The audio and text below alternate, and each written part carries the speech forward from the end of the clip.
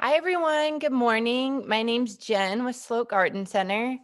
I'm just going to talk a bit while people are joining on. Happy Saturday. It's a beautiful day, and we had some nice rain last night, so that was great.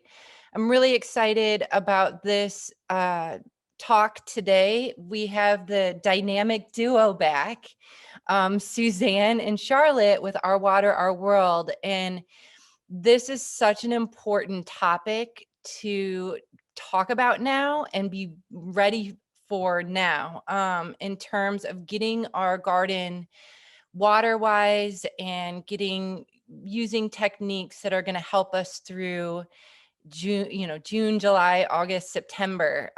This is what we want to be thinking about now instead of in July. So this is really critical information. I do want to note that we're trying something new, and we are putting up a supply list on our website, which you all should have gotten a copy of when you registered or also in the reminder email. We thought it would be valuable for you to have sort of a shopping list of materials that the speakers are talking about in their presentation, so you can print it out or bring it up on your phone when you're at the store and be able to find the different products that everyone's talking about. So you should have a copy of that, as well as a link to the outline for today's presentation and the resource handouts. So there's a ton of really good information on the website. And then just to let you know, all of the webinars, all the recordings will be available the Tuesday following the webinar. So, and they're all up on our website under the workshop and seminar banner. And all the past recordings are available. And so there's a wealth of information. The recordings are great because you can fast forward and rewind and pause and stuff like that. And so that's been very helpful to people. If you have any questions, please drop them into the Q&A portion. We're not going to pause through the presentation for questions, but we will be sort of taking account of them during the presentation, and then we'll reserve a period at the end to address the majority of the questions. So thanks everyone for joining us, and welcome Suzanne and Charlotte. I'm really looking forward to your presentation. Thanks so much. Thanks, Jen. Thanks, Jen. So as Jen said, we're going to go through slides for about 40 minutes. And then we'll just save time at the end for questions. So don't worry, feel free to add your questions during the presentation and we'll address them at the end if we haven't covered them in the presentation. And so here's just a little bit about what we're going to learn today. We're going to introduce you to the Our Water, Our World program for anyone who's unfamiliar. We're going to talk a little bit about integrated pest management because that's what Our Water, Our World is all about.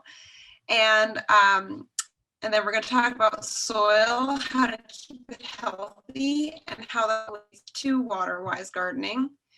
We'll talk about specific decisions you need to make for a water efficient garden, some irrigation techniques and tools, troubleshooting, and we'll have the Q&A at the end. So the Our Water, Our World program is a program that was designed to bring awareness between pesticides and water quality. And we are in over 200 retailers in around 23 or 24 counties throughout Northern California and Central California. You might be familiar with seeing our materials in your local retailer. Fact sheets like this. Wait, let me see if I can get up there. Oh, it's not really working. Sorry. Oh yeah, maybe you could see it here. Ooh. Fact sheets like this that'll address certain topics like ants, aphids, or growing beautiful roses are available for you to pick up and take home, or you can access them on the Our Water, Our World website. And you'll also notice little shelf talkers that are going to be placed under eco-friendly products that will assure you that if you are going to go for a pesticide, that it is going to not impose any harm to our waterways. We also partner with different pollution prevention agencies and retail stores such as Sloat.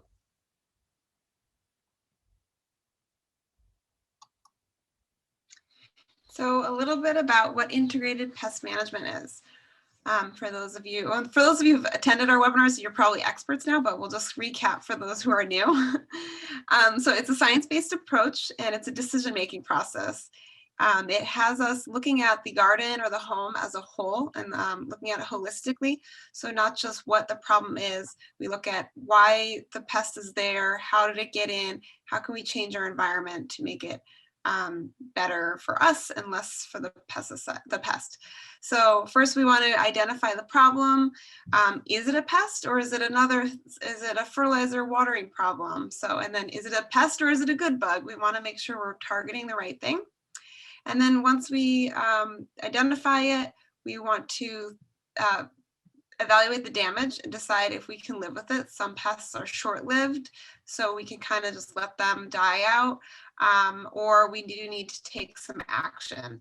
And then when we take action, we want to decide what tools we can do, what things we can do to help get rid of the pests. So these are called controls. So we would start with cultural controls, which is what we're mostly going to talk about today. And this is really bolstering the health of the environment, creating a good environment for your plants, and a less friendly environment for pests. Then there's also mechanical controls, which are using physical tools and barriers in the garden or the home. So that would be row cover, fencing, hardware cloth, weeding tools, anything physical that we use to put between the pest and the plant or us. And then biological controls are inviting in beneficial insects and other organisms. So we want to create a diverse environment for to bring in the good bugs, the good other creatures in the garden that can keep pests down naturally. And then also the last would be chemical controls, which are pesticides. And we always use that as a last resort and least toxic as possible, as little as possible. And sometimes even before we resort to the chemical controls, maybe we should just evaluate if we're really having a plant that's just constantly struggling. Maybe it's better for the garden if we just remove the plant.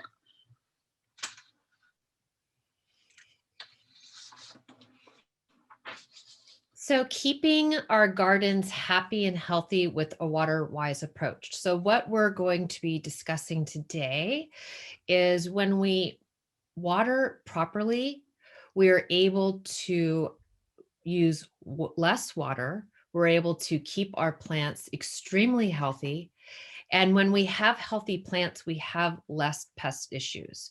So it's a holistic approach to a healthy garden, and it all starts with, well, we're going to learn in a minute what Charlotte has to say, but ultimately having a WaterWise approach is going to make a healthy garden with less pests. And then before we dive into specifics, I just want to give a really big, broad picture of why we're talking about water and why our world exists to talk about water quality. So well, in the Bay Area, whoever is watching who lives in the Bay Area, we are in the watershed of the San Francisco Bay Watershed, which is an enormous watershed made up of lots of rivers and waterways. Half of all of the water that falls on California, either in rain or snow, drains into the San Francisco Bay. So when we think about all of that water draining through urban environments, rural environments, picking up anything that doesn't get absorbed into the ground, picks up pesticides, motor oil, pet waste, debris, things along the way as it goes into storm drains and sewers. And the storm drain, water that enters the storm drain is not treated before it hits the waterway. So all of that goes directly into our waterways and makes its way to the bay. So that's why we talk about eliminating urban runoff. We want to make sure we're very conscious of what we're doing in our yards and in our homes to prevent unnecessary things to go directly into the bay and keep our bay healthy and happy. And so also before we dive in, I'm going to talk about soil because if you've seen my past webinar I've done, I love soil. I love talking about it. So I'm going to give a little review, but won't get too deep into it. But soil is really important to understand when you're talking about watering, and I'll explain why. So first, soil is made up of mineral particles, water, air, and organic matter. And then soil texture, you might be asked sometime, what kind of soil do you have in your yard? This is what we're referring to. So you might have sandy soil for myself and the Sloat in San Francisco. We probably have sandy soil because it used to be dunes out here. So sandy soil has large particles, just like, you know, sand at the beach, large particles with large pore sizes. That's air and water, space for air and water to infiltrate. And on the other side of the spectrum, there's clay, which are very tiny microscopic particles tightly packed together. Sometimes they're a little bit flatter, so they really stack on top of each other. And they don't have a lot of space between them to allow for air or water to infiltrate. And then in the between, there's silt or loam. You might see it called, they're both more or less the same. They're medium-sized particles with medium-sized pore sizes. So now we can't change our soil texture, but what we can do is change our soil structure. The soil structure is the way all of the components of the soil are put together. And we can change that in a few different ways, and I'll discuss. So it's really important to understand what kind of soil you have when you are watering and focusing on having a WaterWise garden for a few reasons, because sand or water moves differently through these different particles. As I said, some have large pore sizes, some have almost no pore sizes. So sand, water moves down very quickly, it infiltrates quickly, just like, you know, waves crashing on the beach, you see the water, you know, go right through the sand and absorb. Similar thing in your garden. And then whereas clay, it's really hard, water infiltrates very slowly because there's not a lot of pore space, and it might pool out and spread out. And then it infiltrates, percolates down very slowly. Loam is more ideal because it has a slower infiltration and slower percolation rate, but not, it's not extreme. So more, what does soil have to do with water? So soil texture and structure determines the infiltration rate. The infiltration rate is how fast water moves down into the soil. So sometimes you'll see pooling if you're watering a lot. That just means that you have a higher infiltration rate that's too high for the soil that you have. So you need to slow it down, or you need to slow down the amount of water you're putting out. Percolation rate is how fast the water moves through the soil once it is down absorbed. And then the water holding capacity is how much water can your soil hold at one point before it gets oversaturated.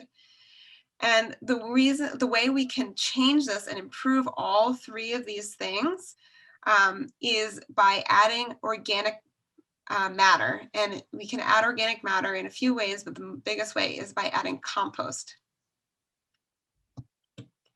So compost does a lot of wonderful things for our soil. It improves the soil structure. As I'm saying, soil structure is really important for water holding. So when you have sandy soil, when you add compost to it, it glues the large particles together and makes the pore sizes a little bit smaller and stickier, so that when the water is moving through the sandy soil, it's kind of held together more instead of just rushing through. And then on the other hand, if you have clay soil, you add compost to it, it breaks the particles up more, adds pore spaces so that the water can infiltrate quicker and still be held in the water, in the soil, excuse me. Increases water retention in the soil. Compost is like a sponge. It can hold 5 times its weight in water. It increases the microbiology in the soil. Compost is really rich in life, microbiology, and you need that life to feed your plants properly. Your plants cannot live without microbiology in the soil, so adding compost will increase that ability. And it filters pollutants from stormwater runoff.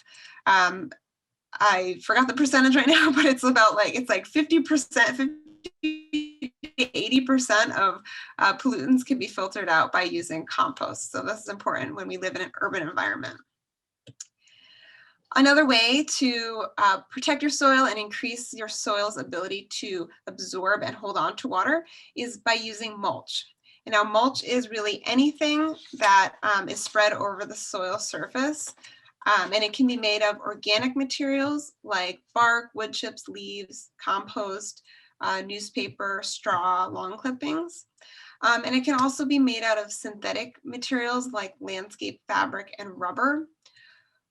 We do recommend using an organic material. The landscape fabric and rubber do have some benefits as a mulch, but overall it doesn't really help your soil as much as an organic material, and it can cause some harm in some cases. As with oyster shells and gravel, we've learned that actually, especially in areas like Contra Costa County or Marin where that gets very hot, oyster shells and gravel can actually retain heat in the summer, which will increase evaporation rates in your soil, which is like the opposite of what we want. So we recommend going for more of an organic material like bark and wood chips. And mulch is pretty amazing. It does a lot of things. It protects the soil is the main thing. And it adds like a nice layer of protection so that the wind isn't taking it away with and reducing erosion. When your people are stepping on it, there's less compaction. It also increases water infiltration by preventing it. Putting a layer of mulch on your soil will prevent your soil from growing that like hard crust that sometimes you see on clay soils, which is really hard for water to infiltrate. It also conserves water by reducing evaporation. So water gets into your soil, but that mulch layer is really going to keep the water from evaporating quickly. It acts as a insulation layer. It keeps soil cool in the summer and warm in the winter. And it feeds the soil organisms. If you're using an organic mulch, the soil organisms are going to slowly feed on that material, and it will break down over time and add nutrients to the soil. Mulch is often used as a weed control. So mulch on top of soil will keep weed seeds from germinating and growing. And more benefits, it helps create a habitat for beneficial insects, which we always want to nurture in our garden space. So organic fertilizers are also going to go hand in hand for increasing the health of the soil, which we've learned then increases the health of the plants. When we work with organic fertilizers, we're actually feeding the microbiology in the soil, which then makes the nutrients readily available to those plants when those plants need it.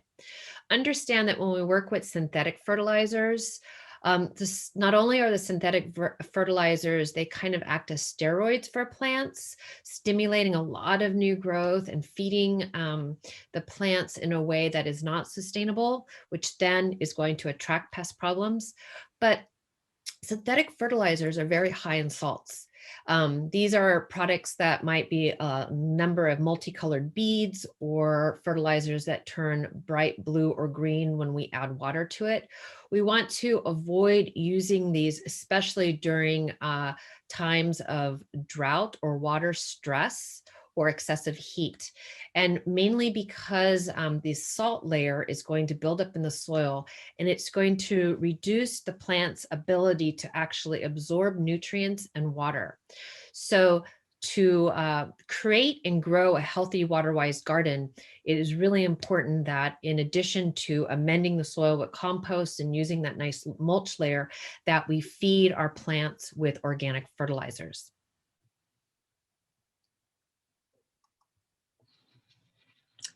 Now we're going to move more into creating a water efficient garden, and a few questions to ask yourself when you're planning your garden are your plant choices. So we're going to choose plants that are best fit to the microclimate of the yard or the garden. We're going to use perennials, or are we going to use perennials versus annuals? And then creating shade with trees and large shrubs can add to water efficiency as well. We're going to focus on hydrozoning, which Suzanne will explain shortly. And then hardscaping. Let's think about what materials we're using as hardscape and if we can use more permeable surfaces for our walkways and patios.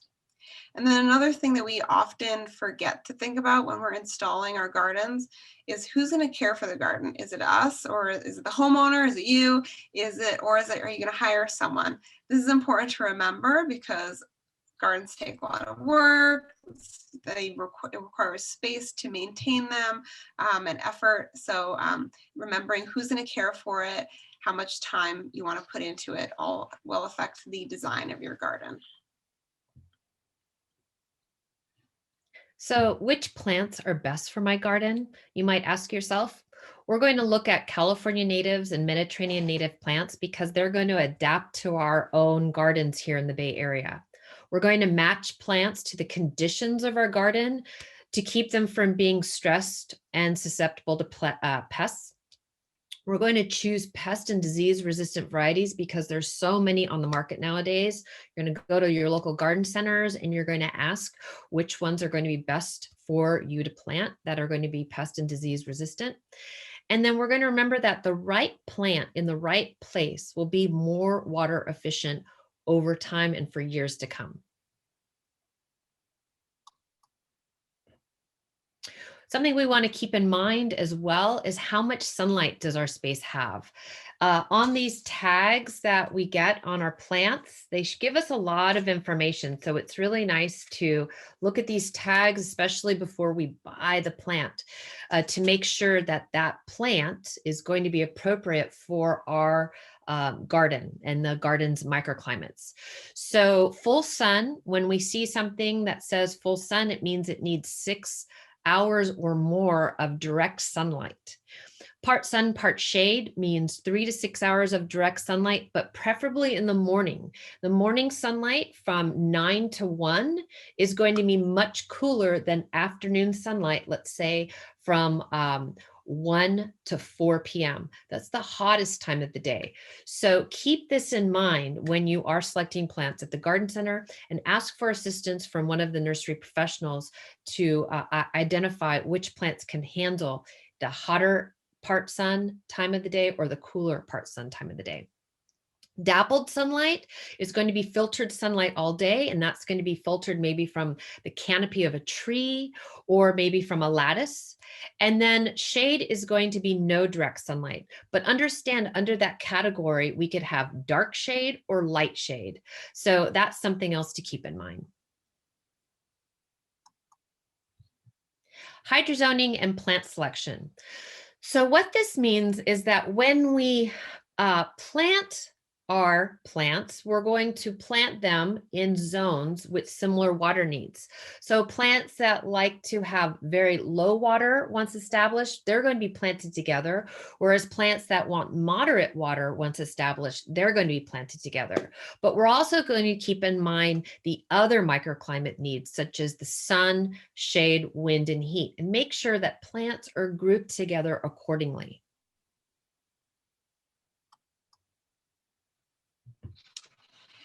And it's really important when we have for a healthy garden to keep water on site. And there's a few ways to do that. One is to increase our permeable surfaces.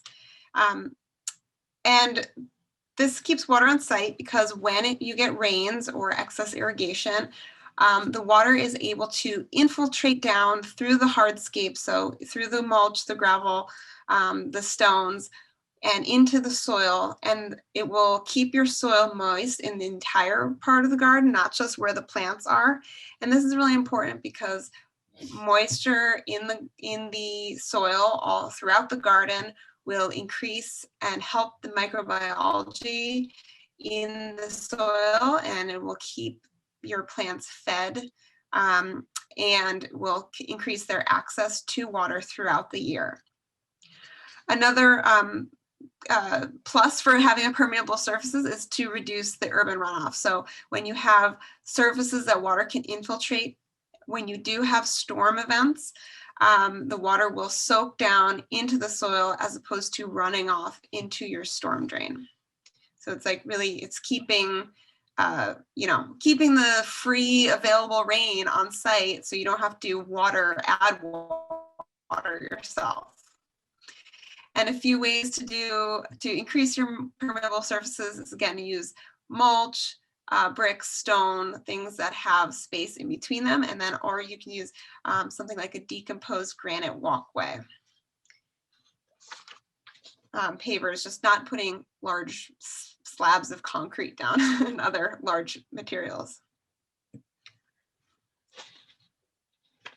And so a list of plants for Bay Area gardens. There's some wonderful resources available for us. I always like to share the Arboretum All-Stars. If you're not familiar with this website, it is amazing. This is going to be UC Davis, their Arboretum, their list of plants that they have tested in their trial gardens that really can handle a lot of stress, both sun, wind, and low water. So check that out, because those are going to be some toughies that are going to thrive really well in our gardens. As well as BASCWA, the Bay Area Water Supply and Conservation Agency. This is a wonderful plant list of plants that are going to thrive in and around the Greater Bay Area, that are all going to be water wise and very water efficient. Of course, we can always check out the California Native Plant Society, their website, and all of the amazing California natives that are going to thrive in WaterWise Gardens, as well as our local master gardeners. We have every county has a local master gardener chapter. Check out their website, and it's a wealth of information on their websites. And then also go to your local garden centers like Sloat, because they're outfitted with plant lists that are going to be appropriate for where you live. And they have an amazing team of experts that can help you pick the best plant for your location.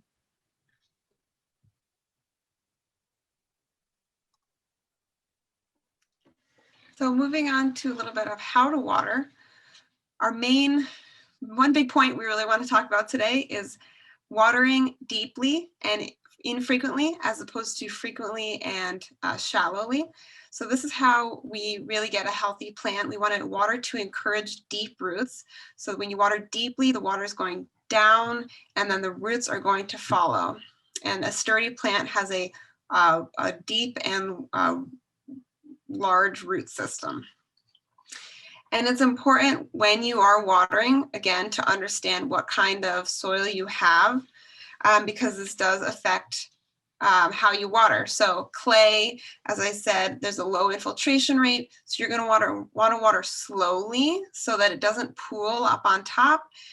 You will get some spreading probably with clay soil, but you want to water slowly or pulse the water in to go, a little bit at a time over a certain chunk of time, and then it'll infiltrate slowly. Whereas sand, you're going to, water will just rush down into it and percolate quickly. So you're probably going to need to water more often to make sure that your plants always have some access to water. So another way of seeing this, or what we'd like you to understand, is that roots are just going to go where the water goes. So the illustration on the left is showing if we're watering shallowly, the root systems are really just going to stay very shallow. And if we do happen to get some unseasonable warm days, that water is going to evaporate out very quickly. And over time, that plant is going to get stressed by getting hydrated and then dehydrated, hydrated and then dehydrated. So, and then the illustration in the middle is to help you see that what that line is above the soil level is supposed to be PE tubing with a little emitter. And this is a plant that was planted, and at time of planting, when it was little, when the root system was just the size of the pot, it was getting nice deep watering, but this person didn't consider that the plant is going to grow over time. And as plants grow, we understand the root systems are also growing. So we want to bring emitters out to that drip line of that plant. And we want to add more emitters that go all the way around the plant so that we can have nice, even, thorough watering that goes completely around that plant nice and deep. So that picture that's on the illustration on the right is actually showing a nice, healthy, even root system that is wide and deep, and that this plant is going to not get watered again until the top few inches is dry. And if we happen to get a heat event or a drought event, this plant is still going to be able to thrive because it still has a nice deep root system that's still accessing water that's deep below the surface. So when we talk about drip lines, I just want to share that it's actually the outside canopy of the plant. Now, this could be a perennial, it could be a small shrub, a large shrub, or a tree. But what we're talking about is the edge of this canopy and how we're watering at the roots just below that canopy.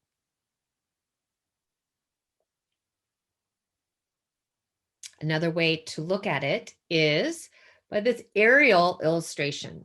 So the green is the canopy of the plant. In this case, it's a tree. However, it could be a shrub or a perennial. And we want to encourage those root systems to grow out and down. So we want to focus the water in that band that is at the drip line and just a little out from that drip line. We are not focusing the water at the crown. The crown is where the trunk or the above ground branches of the plant meet the root system. We always want to make sure that that crown is free and clear of leaf debris, mulch, soil, and we want to avoid watering that area because the root system right below that top part of the plant looks very similar to the branches that we see. These are thicker, hardened off root systems that are not able to absorb food or water. So if we're watering, focusing water in that area, we can start to develop different diseases and plant decline with crown rot and root rot. Where we want to focus water and our fertilizers is at those root hairs at the edge, the outer edge of our drip line. So you might ask yourself, how much water do my plants need? So when we are doing some research and planning on adding plants to our garden, we're going to look at books like the Western Garden Book, or we're going to look at plants and landscapes for summer dry climates. These are really excellent guides that are going to help us make some great plant decisions, because remember, we're going for the right plant in the right place. But we're going to see some terms. We're going to see terms like no water once established, which is typically shortened to be NWOE. This also can mean very low water. And that's exactly what that is. No water once established. Now we will be watering that plant as that plant becomes established. Remember, perennials could take about a year to become established. Small shrubs to medium-sized shrubs could take about 2 years. And then of course, trees could take upwards to about 4 or 5 years before they come established. So we want to understand the water needs of the plant and encourage them from watering them when we first plant them to get them to that place where it's going to be no water once established. Now, next, low water is going to be just that. We're going to water thoroughly, but then we're going to let that plant, that root system, dry out quite a bit before we water again. So it could be a good, maybe, half that root system deep, or about, let's say, 4 to 5 inches deep before we water again. Kind of right before it goes bone dry. Regular or moderate water is going to be just that, regular water. We're going to let the soils dry out a few inches before we water again. And then ample water or high water means that plant really likes to have wet feet. It wants to get watered regularly or more often. So, but it doesn't mean to have that the soil certainly doesn't want to be super soaked. It doesn't want to be a bog. So we are letting that water, the soil dry out a little bit, but typically we're watering again when just the top inch or so is dry. Now, how frequent we water is going to be up to you because it depends on the soil. And then also depends if we have a nice layer of mulch. And it also depends on the sun exposure and wind exposure.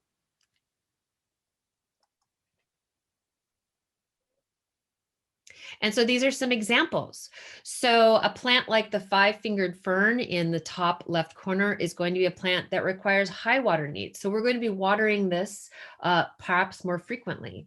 Whereas the echinacea or coneflower on the bottom left is going to require moderate water needs. This is going to be a plant that can thrive in a drier climate, in a hotter location, and will require moderate water. It means we're going to water it thoroughly, and then we're going to not water again until the top few inches of the soil is dry on a plant that's established. The arbutus or strawberry tree in the top right corner, once established, low water. So this might be after the rainy season. We're not watering it again until possibly the end of June into July, August, and September, when we've got long daylight hours, the heat of the summer is on, and now the deep root systems have utilized all the waters from the rainy season. This might only require a nice deep watering once or twice a month, depending on the type of soil you have and the environment that it's growing in.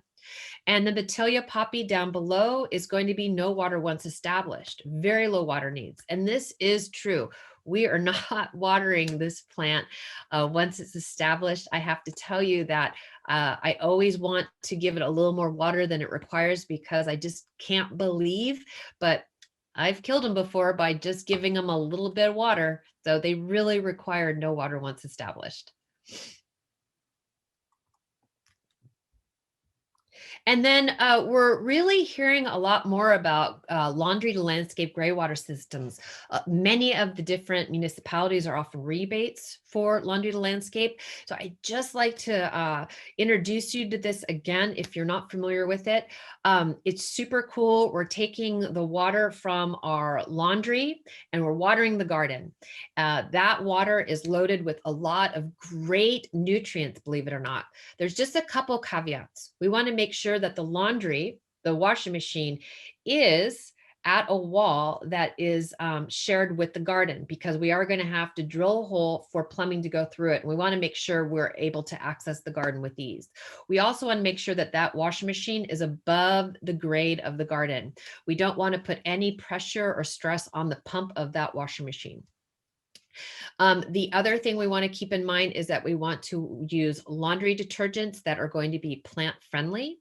And then other than that, it is super easy to install laundry to landscape gray water systems, and you can get more information on that at the Urban Farmer Store, Gray Water Action, and at the San Francisco PUC at San Francisco or sfwater.org. There's actually a PDF manual that will talk you through how to install laundry to landscape.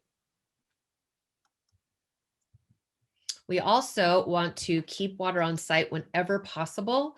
Water harvesting is an amazing way to capture free water from rain events. So understand that 1 inch of rainwater over 1,000 square foot surface, we can capture up to 625 gallons of water, which is amazing. So I'll share that this rain barrel on the left, that's from my garden. It's a 50-gallon rain barrel. Last night, we got a 1/4 inch of rain, and over the roof of my house, I could have captured up to 150 gallons. So what that means is I need to get a few more of these rain barrels so that I can actually harvest what is, free water. So a 1/4 inch of rain could have filled 3 of those barrels. Isn't that cool? However, since most of us we have larger roofs or larger surfaces that we can capture water, they make these really awesome rain catchment systems now that are narrow. They fit along the side of a house or the side of a garage. They're really intended for more of an urban environment. I encourage you to check them out. You can find more information at the Urban Farmer Store about these types of rain catchment systems. And now if you're interested in setting up an irrigation system, drip irrigation is probably the most efficient way to water your garden. Efficient for a few reasons. So the drip irrigation is a bunch of tubing that has these little emitters on them, and the emitters sit right on the soil or mulch surface. So the water is just going directly down into the soil. It's not flying around or getting blown anywhere. So that direct contact with the soil will equal more efficiency with your watering and less water evaporation. It also leads to less weeds because there's not water flying everywhere. It's just going to the plants that you want to get water. It's also really efficient because you can set up the timer. This is a timer on the right, the Rainbird, or that's a controller, to water when you want to, and you can have multiple zones throughout your yard. So if you have your hydrozones, you can have some zones being watered more often than others. And you can set it to go off maybe at 4 in the morning when there's no wind and the temperature of the air and the soil are cooler. So that will also lead to more efficiency, less evaporation, and you don't have to get up that early to water your plants. And then these controls are they can be kind of complicated. They can be very simple. Some smart controllers can even be programmed on your phone, and they're sensitive to weather. So if they sense that there's going to be rain, they're going to change the watering pattern.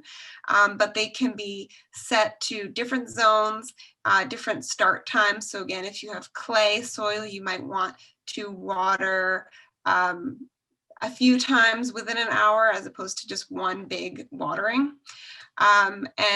Yeah, it can set for throughout the morning, so you don't have to get up and water each of your plants. And then here's just some images of some drip irrigation emitters and tubing. The tubing on the right is 1/2-inch tubing. So the 1/2-inch, it's called PE tubing, can either just be the tubing that the water goes through before it's connected to a different size tubing, or it can have emitters on it where you can see that little, there's like a crease that shows that there's an emitter there, and that's where the water is coming out. Actually, you can see the water dripping down as well. And then the image on the left is 1/4-inch tubing, also called spaghetti tubing, and that usually comes off the larger tube, the 1/2-inch size, and that can be wrapped around your plants, around the drip line of your plants, to have emitters around the plant, or you can spread it out in a line. Like if you have vegetable garden, you can have the emitters at each of your plants. And then it's important to understand flow rates as well. So the different emitters have different flow rates. The 1 gallon per hour is pretty standard, but you can have more or less water coming out of each emitter. Yeah, so keep in mind, Suzanne, if you're not if you're not the person that installed the irrigation, it would be good to ask that person what is the flow rate at each of these little points where water is going to be coming out. Is it a 1/2 gallon per hour?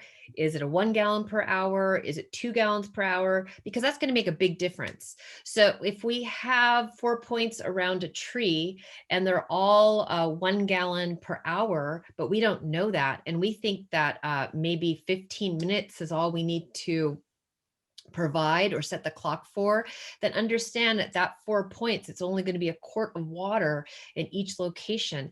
And is that quart of water actually getting down deep enough to access the roots? Is it actually enough water? So it's really important to understand. So a lot of times people will ask, how often do I need to water? And the thing is that that's not something that we can exactly tell you, but hopefully with all of the tools, the explanation of understanding your soil, are you using, how is the water moving through the soil? Is there a layer of mulch on top that's going to reduce water evaporation? What types of plants? What are your plant choices? Are these plants that require low water once established? This is all going to dictate how you're watering. So hopefully what we're trying to share is that when you water, we're watering the root systems evenly and deeply, and we're not watering again until the soil has dried out to meet the needs of that plant. The irrigation, understanding how much water is coming out at each of these points is also going to help you guide how frequent we're watering. So the idea here is we're watering deeply and we're not watering again until the soil has dried out to meet the needs of the plant. Okay, another way that we can get water out to our gardens is with these remote irrigation clocks. So these are not hardwired in. These are either battery operated or solar. They work amazingly well, super easy, super convenient. I personally have these all around my garden. I have a wired in control system, but I will also plant areas of the garden that need to have maybe a little extra water than that zone is requiring, or maybe I've planted new plants that require a little extra water until they're established.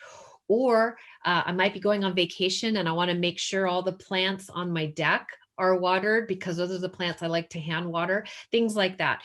These just really help, great tools to help you water efficiently and make sure your plants stay happy and healthy, and make sure your soil stays happy and healthy. And then there's a few other ways to water if you don't want to go for drip irrigation.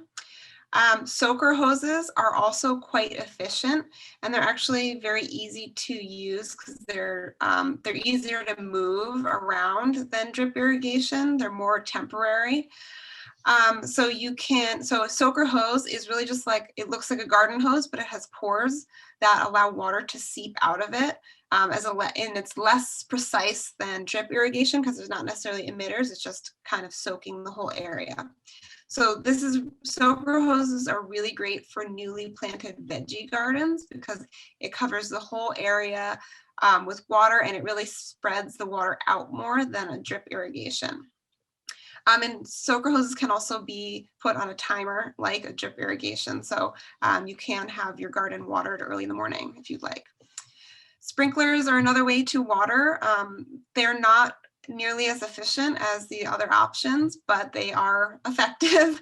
They can be effective if you have them on long enough.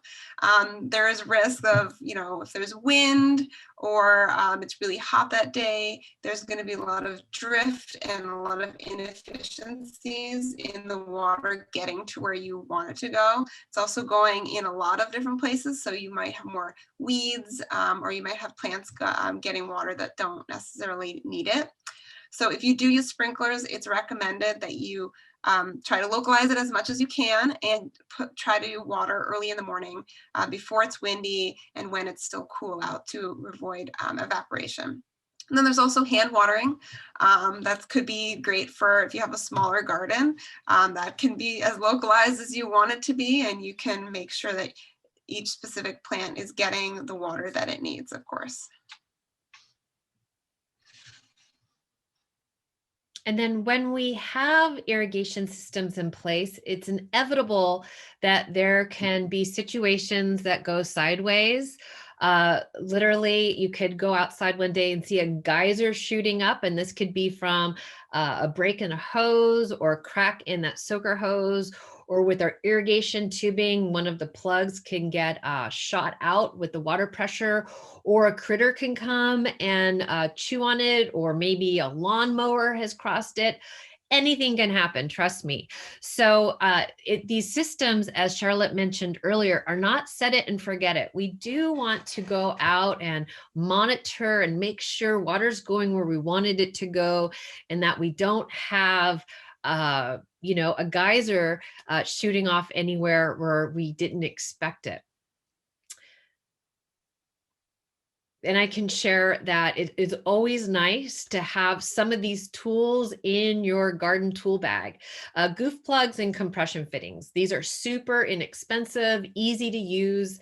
The photos are not to scale. You could pick these up at the urban farmer or your local hardware store. Slope might even have some irrigation parts, but just always nice to have these on hand so you can do a quick fix when needed. So now we're going to look at a couple examples of irrigation in gardens. So I was recently at a client's house and we were looking at her garden, and then here we are, a camellia with some campanula ground cover underneath, as well as some hellebores and a nice layer of mulch. And you see that black tubing that's running right behind the camellia. Well, let's have a closer look at that. So if we noticed, and Charlotte, you can go ahead and advance. Yeah, and one more time. The emitter is really close to the trunk of that camellia.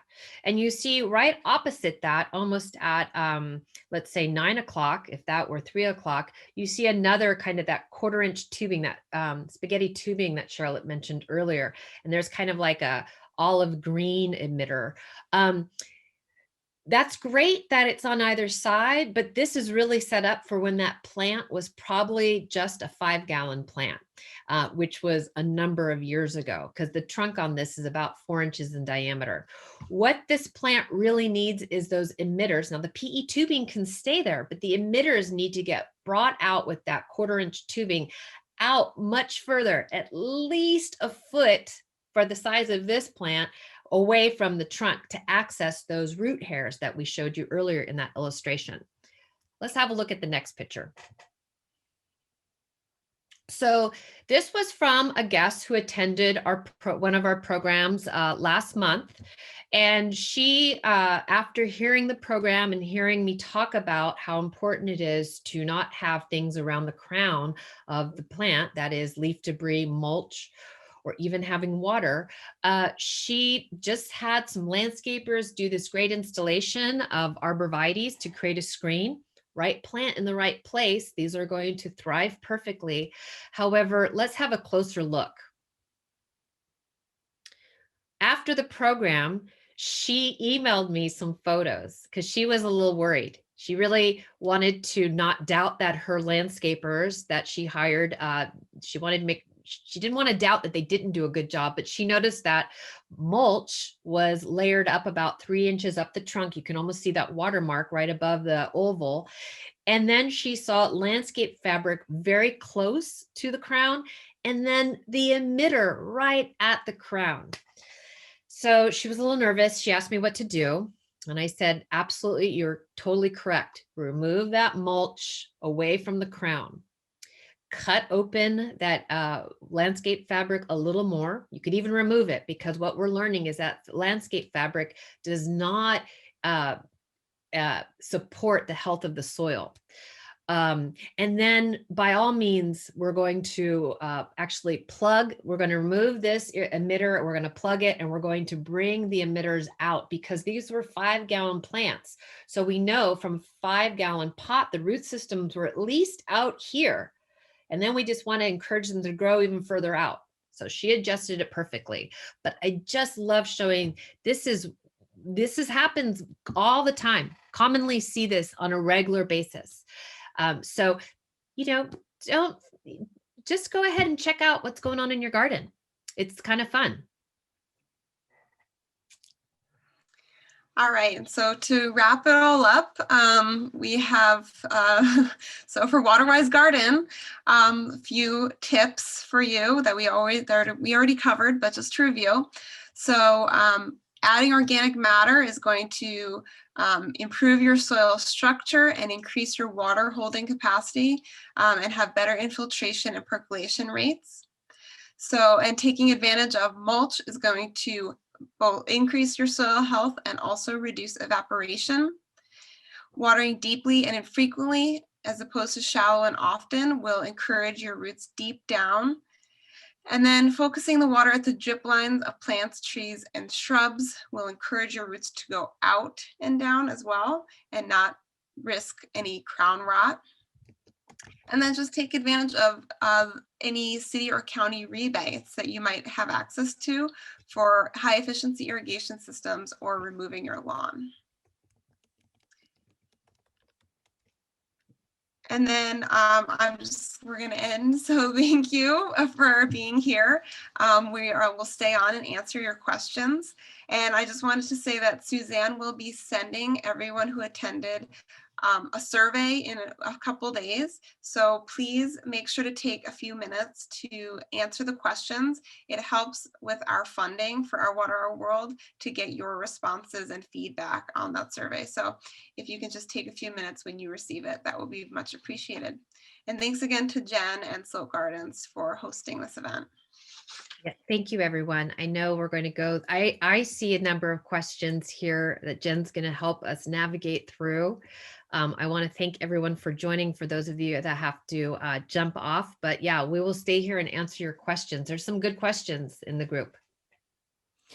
Yes. Oh my gosh. I think I can speak for all of us. And just this was such an incredibly valuable presentation of information and really thorough. I do want to echo everything that you're saying. As a designer myself for the last 18 years, I I think 100% of the clients that I see, I tell them that 70% of the garden is the stuff you don't see. It's the irrigation, it's the fertilizer, and it's the soil. If you can get that all lined up, the garden just naturally sort of does its thing and performs well. Irrigation, when I was seeing your pictures of irrigation, I was literally going like this because I see it so many times. So if you've just recently bought a house, or maybe you haven't assessed your irrigation in a while, it's something that you want to do every year, just to make sure that's all lined up. It's so worth it. So anyway, I really appreciate all this information. I'm gonna send your presentation to all my clients. Okay, and we do have several good questions. I do want to note before more people might phase out that Suzanne will be back in 2 weeks to talk about growing organic vegetable gardens. So clearly, she's a wealth of information. And so we'll be happy to have you back. And next week, we do have a presentation with Elizabeth Ruiz on pruning the acid lovers. So that's azaleas, camellias, rhododendrons, and hydrangeas. And so that's also really good info. Okay. So we do have several great questions, and I'm not sure if you both are looking through them as well. One thing just sort of basically is what is your ratio for mixing compost in with the soil? Do you have a percentage that you recommend? I would say it's not a perfect science, but there's a few rules of thumb that I go through. So just to give a good idea, healthy soil has about 10% organic matter. Like really healthy soil has like 10%, 10 to 15% organic matter. So you can use that percentage when you're mixing in compost to garden beds or pots or anything like that. With pots and garden beds, it's a lot simpler. And I would just say, if you have like a nice raised bed, add before you're planting again, especially in spring. Actually, it's a really good time to add compost now before you even plant, just to get your soil ready. You could add like 2 or 3 inches or like really 1 to 3 inches of compost to the top layer of your raised bed and then mix it in. Same with pots, just a couple inches on top and then mix it in. Great. Do you have a recommendation for the best mulch for slopes? Yeah, something that's going to be more fibrous and hold together, like maybe a shredded cedar. That's going to be ideal. I know like a coarser arbor mulch is also going to be a little bit more weighty and kind of, because it's kind of chunky, it kind of fits into spaces kind of like a crushed gravel would. And then if the slope is really steep, then using products like a jute netting to hold the mulch in place is going to be ideal. What about wine corks for a mulch? I'm not sure. I mean, Yeah, that might be if they're natural, if they really are from the cork oak and not a synthetic, then I bet it could work. It's not going to offer, it's hard to say if it's going to offer the same benefits of working with, like a wood chip that's going to decompose readily and continue to feed and enhance the health of the soil. Do you have anything to add, Charlotte? It's pretty similar. Yeah, it probably will help with soil compaction, and it is a protective layer that will also probably help with evaporation and insulating the soil. But again, yeah, I agree. I don't know how fast cork breaks down, but it probably is much slower than a bark or a malt or a wood chip. Uh, does soil acidity factor into plant zones and consequently water needs? Yes, I mean, you definitely want to plant plants with the similar needs together. So, however, there could be a little wiggle room, because when we're working with organic fertilizers and soil health, the microbiology in the soil is going to have that symbiotic relationship with the root system of that plant and provide it with what it needs.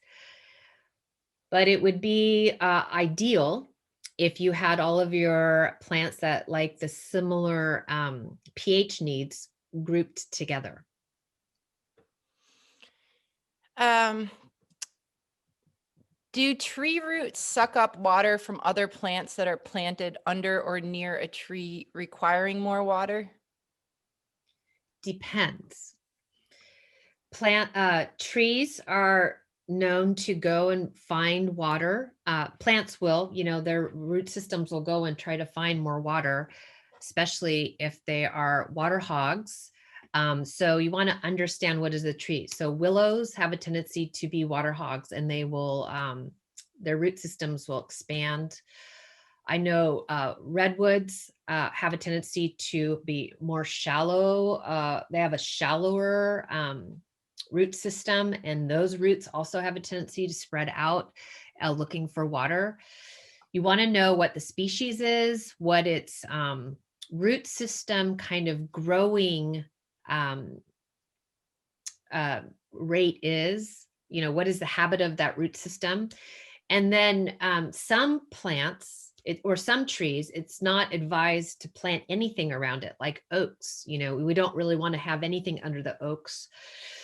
And really only other, as far as redwoods, it's we really only want to plant plants that would naturally be living under redwoods in a native redwood forest. We're not going to plant other things in that area.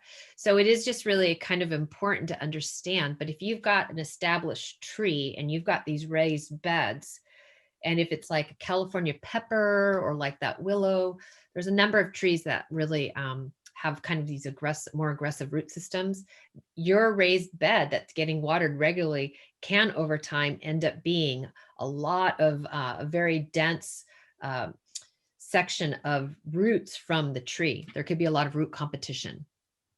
So that is possible. Great.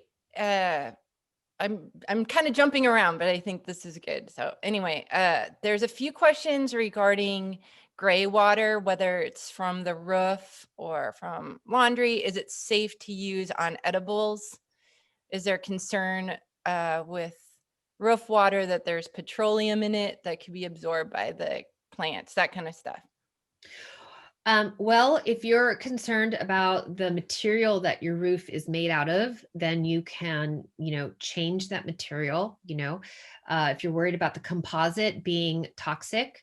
However, remember that the soil, when we have healthy soil, we are filtering out the toxins. And what we're learning is that utilizing the water from the rain that we've captured on site or our gray water from laundry is the benefits are outgoing away anything that might be detrimental. And understand anything that might be detrimental, it can get filtered out. Now, if we have a situation, the cool thing about laundry to landscape is it's not every single load of laundry is going to go out into the garden. I mean, it certainly could, but there is a three-way valve. So we can have that water either go to the laundry, go to the garden, or go to the sewer. So if I had a gnarly job where I just had to grind up a bunch of pressure treated boards, or if I just, I don't know, let's just be dramatic, had to remove some asbestos tiles. If I knew my clothes were contaminated with something I don't want to get into my garden, I'm going to wash those clothes and have it go to the sewer, go into the sewer system, as opposed to go out into the garden. I know that was a little dramatic, but I can't think of a scenario that might be, just kind of medium range. Also, correct me if I'm wrong, but I think for roof rainwater collection, they sell these like first flush things that you can put on the gutter that will let this first like few gallons of water go out, and then it will start collecting it, because that first few gallons will have most of the debris and the toxins on it. Yeah, that's right. Thanks, Charlotte. A couple questions on heavy clay soil, or even sandstone. I personally am a big fan of gypsum, but I'm not sure how you both feel about it. Do you have any tips for loosening up heavily other than compost? What do you say for that?